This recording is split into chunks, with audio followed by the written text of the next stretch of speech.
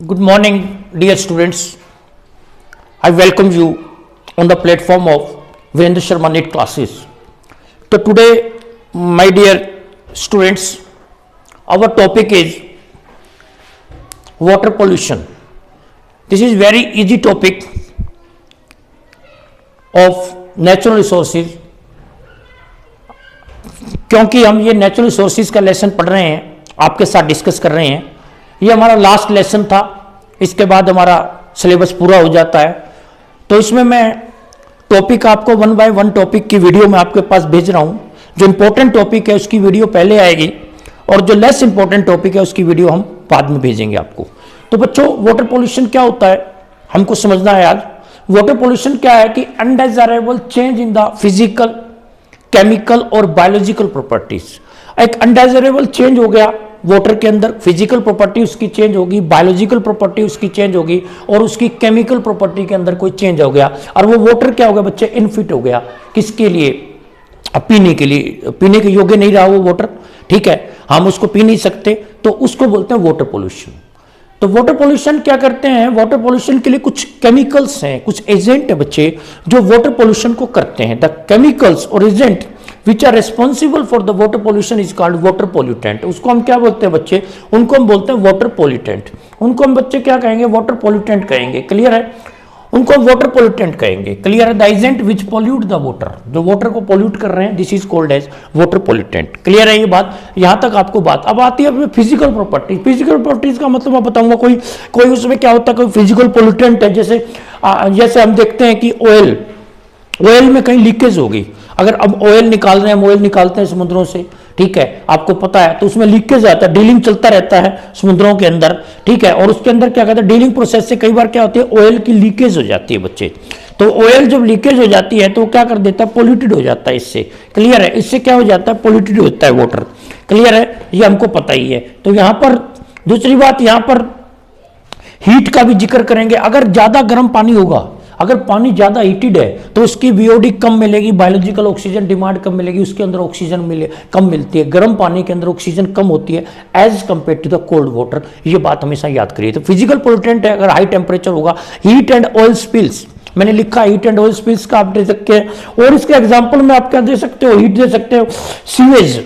Sewage होती है हमारी, जो सीवेज होती है हमारी, जो ठीक है, जो हमारा क्या है, एक्सक्रीटा है, ह्यूमन एक्सक्रीटा है, एनिमल का एक्सक्रीटा है, ये क्या है, हमारे घर का कूड़ा करकट है, वो क्या है, सीवेज है बच्चे। ठीक है, वो सीवेज भी क्या कर जाती है, हमारे पहुंच जाती है नदियों के अंदर, समुद्रों के अंदर, तालाबों के अंदर, वो क्या कर देती है, सारा का सारा पानी क्या कर देती है, पोल्यूट कर देती है। क्लियर है? कुछ केमिकल पोल्यूटेंट्स भी होते हैं। क्लियर है? अब तो क्या बता रहा हूं मैं, तो इनऑर्गेनिक, ऑर्गेनिक मैटर भी होता है कुछ इसका, और बायोलॉजिकल में आपको पता है वाटर पोल्यूटेड हो जाएगा तो उसमें माइक्रो ऑर्गेनिज्म डेवलप करने लगे शुरू हो जाएंगे। जैसे टाइफाइड मैंने बताई थी, टाइफाइड वो डिजीज है जो जिसके कारण क्या होती है, जो क्या करती है, गंदे पानी से हो सकती है, क्योंकि एक salmonella typhi is the bacteria, salmonella typhi is bacteria which is responsible for a disease called typhoid. Typhoid salmonella typhi नाम के बैक्टीरिया से होते हैं बच्चे। ये आपको बताया था, वो ग्रो कर जाता है गंदे पानी में, और गंदा पानी हम पीते हैं तो हमारे इंटेस्टाइन के अंदर चला जाता है और इंटेस्टाइन में इन्फेक्शन शुरू कर जाता है। क्लियर है? इसी तरह कोलरा है, कोलरा की बीमारी होती है, वो भी आपको अनकंटेमिनेटेड, अगर हम पानी पिएंगे तो उसमें क्या होगा, कंटेमिनेटेड वाटर पिएंगे तो उसमें हमारा कोलरा की बीमारी हो जाएगी। और ये मेन वाटर डिजीज होती है जो वाटर के कारण होती है, आपको पढ़ाया था मैंने। एक आपकी क्या है, कोलरा है, एक आपकी क्या है, टाइफाइड है। ये आपको क्या करनी है, डिजीज याद रखनी है। Typhoid and cholera are the example of the, clear है, ये डिजीज है आपकी। और इसके बाद बच्चे अब ये क्या, बायोलॉजिकल और रेडियो एक्टिव सब्सटेंस होते हैं। रेडियो एक्टिव सब्सटेंस होते हैं, वो भी अगर एंटर कर जाएं हमारी फूड केन के जरिए, वो नदियों में चले जाएं, तालाबों में चले जाएं, तो रेडियो एक्टिविटी सब्सटेंस भी क्या करते हैं, वो पोल्यूशन प्रोड्यूस करते हैं। क्लियर है? क्लियर है? जैसे यूरेनियम 235, यूरेनियम 238, ये रेडियो एक्टिव सब्सटेंस है बेटे, रेज निकलते हैं इनमें से। ठीक है, अल्फा, बीटा और गामा रेज, 3 तरह की रेज निकालते हैं, ये हार्मफुल होते हैं। न्यूक्लियर रिएक्टर्स में इनका यूज होता है, तो कई बार इनमें रेडियो सब्सटेंस भी हमारी चले जाते हैं नदियों में, तालाबों में। जब वो हमारी बॉडी में जाएंगे तो कैंसर प्रोड्यूस कर सकते हैं बेटे, ऑन्कोजेनिक होते हैं, ये कैंसर प्रोड्यूसिंग सब्सटेंस होते हैं, रेडियोएक्टिव सब्सटेंस, ये क्या कर सकते हैं, कैंसर प्रोड्यूस कर सकते हैं। हाँ, ठीक है, तो ये है। तो इस तरह से वाटर पोल्यूशन के मेन क्या है, टाइप ऑफ। अब इसके बाद मेन सोर्स क्या है बच्चे वाटर पोल्यूशन का? सोर्स मैंने बताया सीवेज, एक सोर्स आपको याद करना है सीवेज। सीवेज मैंने अभी आपको बता चुका हूं, मैं समझा चुका हूं क्या होती है। इसके बाद इंडस्ट्रियल वेस्ट, इंडस्ट्री का जो वेस्ट होता है वो भी क्या जाता है, नदियों तालाबों में चला जाता है। उसमें क्या हार्मफुल केमिकल्स हैं, एसिड्स हैं, उसमें बेसिस हैं, एल्कलीज हैं।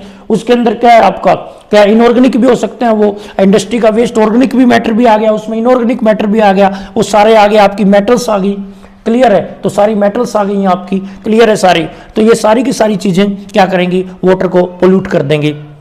फर्टिलाइजर एंड पेस्टिसाइड्स, ये फर्टिलाइजर और पेस्टिसाइड के बारे में बताऊं, ये क्या होते हैं। फर्टिलाइजर्स हम क्या करते हैं, हम अपनी क्या करते हैं, ये केमिकल्स होते हैं। ये केमिकल्स हम क्या कर देते हैं, क्रॉप के ऊपर हम क्या करा देते हैं, छिड़क देते हैं इन केमिकल्स को, है ना। पेस्टिसाइड पेस्ट को मारने का काम करते हैं। जो पेस्ट होते हैं, जो नुकसान पहुंचाते हैं हमारी किसको, एग्रीकल्चर को, हमारी क्रॉप्स को न्युकसान पहुंचा रहे हैं, पेस्ट को मारने के लिए हम पेस्टिसाइड का यूज करते हैं। हम फर्टिलाइजर डालते हैं। फर्टिलाइजर क्या करते हैं, पौधे की ग्रोथ को बेटे बढ़ाते हैं। जैसे पौधे को मैक्रोन्यूट्रिएंट चाहिए होते हैं, लार्ज अमाउंट में बच्चे पौधे को ना मैक्रोन्यूट्रिएंट चाहिए ग्रोथ के लिए, और स्मॉल अमाउंट में बच्चे को माइक्रोन्यूट्रिएंट चाहिए पौधे को। तो पौधा कहां से लेगा बच्चे, सोइल से लेगा मैक्रोन्यूट्रिएंट।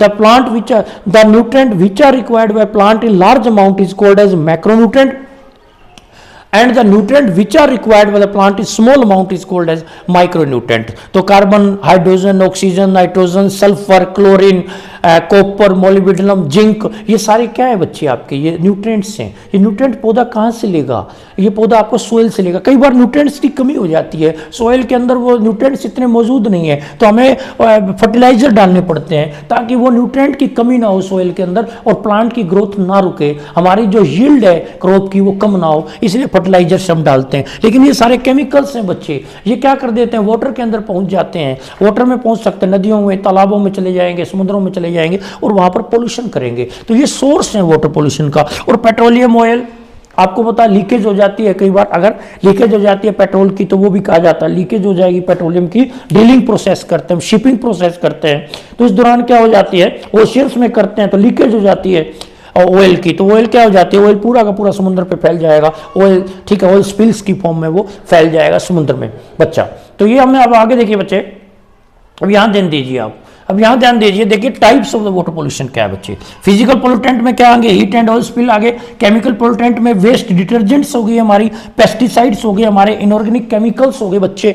और बायोलॉजिकल पोल्यूटेंट्स में आपके जो डिजीज कॉजिंग माइक्रोऑर्गेनिज्म आपको बता दिया वायरसेस, बैक्टीरिया, प्रोटोजोआ क्या होती है, ये ग्रो कर जाते हैं। जैसे मलेरिया, मलेरिया की बीमारी किससे होती है बच्चे, प्रोटोजोआ आता है, ठीक है, प्लाज्मोडियम वाइवेक्स, ये क्या कहा, ठीक है, ये मच्छर पैदा होगा, क्योंकि मच्छर कहाँ पैदा होता है, गंदे पानी में भोजन होता है। वो फीमेल एनोफिलिस मॉस्किटो क्या करती है, रेस्पॉन्सिबल होती है किसके लिए, रेस्पॉन्सिबल होती है मलेरिया के लिए। तो गंदे पानी से भी क्या हो जाएगा, ये ग्रो कर जाएंगे माइक्रोऑर्गेनिज्म, क्लियर है, और हमें डिजीज करेंगे बच्चे।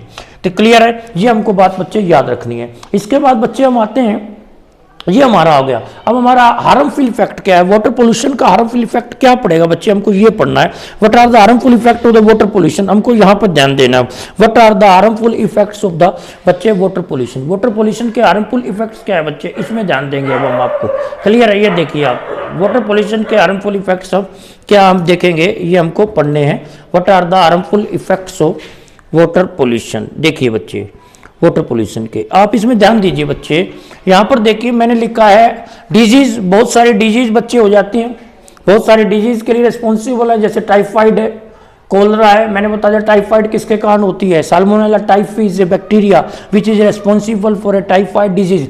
इंडिया में एक ही टेस्ट किया जाता है टाइफाइड के लिए, विडाल किया जाता है, विडाल टेस्ट करेगा डॉक्टर जब भी किसी को टाइफाइड होगा, टाइफाइड का पता करने के लिए विडाल टेस्ट, क्लियर है बच्चे।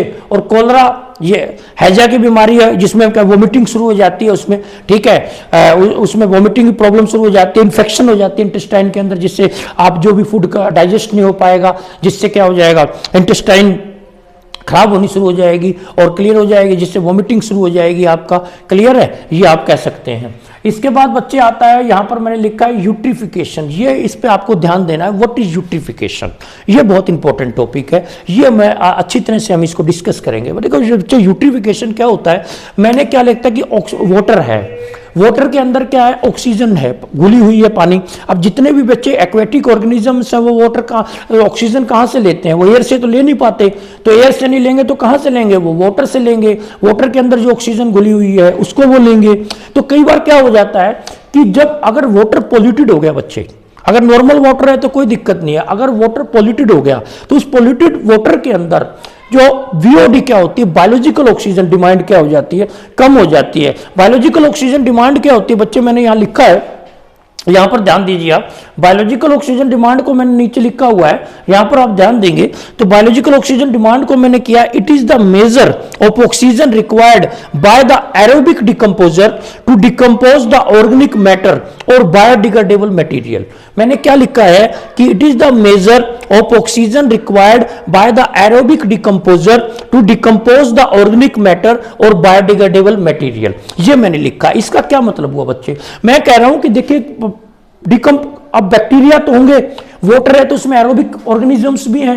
एरोबिक ऑर्गेनिजम्स कौन से होते हैं बच्चे, जो ऑक्सीजन की प्रेजेंस में ग्रो करते हैं, ऑक्सीजन चाहिए जिनको। कुछ एनारोबिक बैक्टीरिया होते हैं जो ऑक्सीजन की एब्सेंस में ग्रो करते हैं। तो एरोबिक बैक्टीरिया क्या करेंगे, जब पोल्यूटेड हो जाएगा वाटर तो डिकम्पोजिशन शुरू करेंगे, डिकम्पोज करेंगे, ठीक है। एरोबिक बैक्टीरिया क्या करेंगे, डिकम्पोजिशन करेंगे। डिकम्पोजिशन, जितना पोल्यूटेड वाटर है तो हाई रेट हो जाएगा डिकम्पोजिशन का बच्चे, उतनी जल्दी डिकम्पोजिशन रेट हाई हो जाएगा, पोल्यूटेड वाटर ज्यादा है तो इसमें क्या होगा, वो ऑक्सीजन को यूज करेंगे, किसकी ऑक्सीजन को यूज करेंगे, वाटर की। तो वाटर की ऑक्सीजन जितना ज्यादा वो यूज करेंगे डिकम्पोजिशन प्रोसेस में, उतना ही वाटर का लेवल, वाटर के अंदर बीओडी का लेवल, बायोलॉजिकल ऑक्सीजन डिमांड पीछे कम हो जाएगी। क्लियर है। अब मैंने लिखा है यहां पर देखिए, नॉर्मल वाटर की जो ऑक्सीजन डिमांड होती है बच्चे, वो 8 मिलीग्राम पर लीटर होनी चाहिए। वाटर के अंदर जो नॉर्मल वैल्यू होनी चाहिए बीओडी की, वो 8 मिलीग्राम पर लीटर है। लेकिन बीओडी अगर लेस देन 8 मिलीग्राम पर लीटर से कम हो जाए तो बच्चे क्या हो जाएगा इसमें, तो वाटर क्या हो जाएगा, हाई बीओडी हो जाएगी, ठीक है। अगर बीओडी हाई है किसी भी वाटर की तो वाटर क्या है बच्चे, पॉल्यूटेड वाटर है, ऐसा मान लीजिए हाई बीओडी, क्योंकि इसमें पानी की कमी हो गई है, वाटर कम है।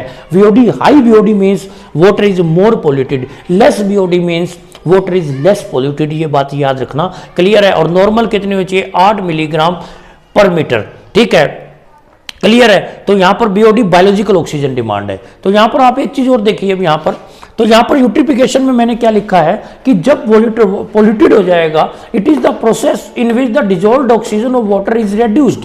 डिजोल्व्ड ऑक्सीजन पानी की कम हो रही है, एक और कारण हो सकता है। एक तो मैंने बताया ऑर्गेनिक एरोबिक ऑर्गेनिज्म का मैंने कारण बताया आपको, ऑर्गेनिक एरोबिक ऑर्गेनिज्म जल्दी जल्दी डिकम्पोजिशन प्रोसेस को फास्ट कर देंगे और वो ऑक्सीजन का यूज करेंगे डिकम्पोजिशन के लिए, इससे वाटर का लेवल अपने आप, ऑक्सीजन का लेवल वाटर के अंदर कम होने लग जाएगा। दूसरा एल्गल प्लांट्स होते हैं बेटे, हमने पढ़ा होगा, कई बार आपने देखा होगा, तालाब सारा हरा हरा दिखाई देता है आपको, जिसको हम काई बोलते हैं। Red green alga, blue green algal plants होते हैं। वो एल्गल प्लांट्स की ग्रोथ बढ़ जाती है बच्चे अनपॉल्यूटेड वाटर में। जितना भी वाटर बच्चे अनपॉल्यूटेड होगा तो उसमें एल्गल प्लांट्स की बच्चे ग्रोथ बढ़ जाएगी। एल्गल प्लांट्स क्या कर जाएंगे, ग्रोथ बढ़ जाएगी एल्गल प्लांट की, ठीक है। उसको हम बोलते हैं, जब एक्सेसिव ग्रोथ हो जाए एल्गल प्लांट की, उसको एल्गल ब्लूम कहा जाता है। एल्गल ब्लूम, वो क्या होगा इससे, अब देखो एल्गल प्लांट है तो फोटोसिंथेसिस करेंगे, फोटोसिंथेसिस भी करेंगे तो रेस्पिरेशन भी करेंगे। क्लियर है। अब रेस्पिरेशन करेंगे तो एल्गल प्लांट क्या हो जाएंगे, और एल्गल प्लांट जब करेंगे तो वो क्या करेंगे, तो एल्गल प्लांट की ग्रोथ होने के कारण, क्या कारण है, क्यों हो रही है, इसका भी कारण है,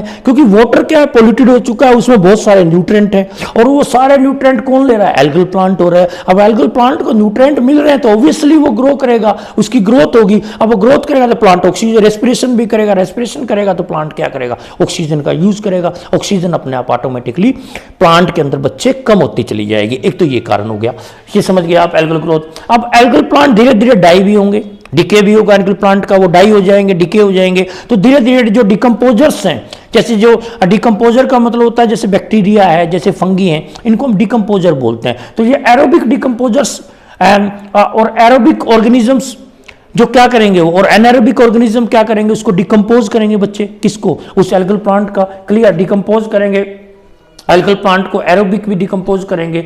इससे ऑटोमेटिकली बीओडी जो होगी पानी की क्या हो जाएगी, और क्या हो जाएगी, वो कम होती चली जाएगी। अब इससे क्या इफेक्ट पड़ेगा, क्वेश्चन अराइज हियर कि उससे फर्क क्या पड़ेगा बच्चे, उससे फर्क क्या पड़ता है बच्चे कि जब ऐसा होगा तो वहां पर जो एक्वेटिक ऑर्गेनिज्म है, जैसे फिशेज हैं, स्मॉल फिशेज हैं, लार्ज फिशेज हैं, और भी ऑर्गेनिजम्स हैं एक्वेटिक, तो वो किसके ऊपर डिपेंड है, पानी के अंदर घुली हुई ऑक्सीजन पे। अब ऑक्सीजन तो कम होगी, बहुत कम होगी, तो वो क्या हो जाएंगे, मरने शुरू हो जाएंगे। तो इसके कारण क्या हो जाएगा, उस प्रोसेस को बोलते हैं यूट्रिफिकेशन।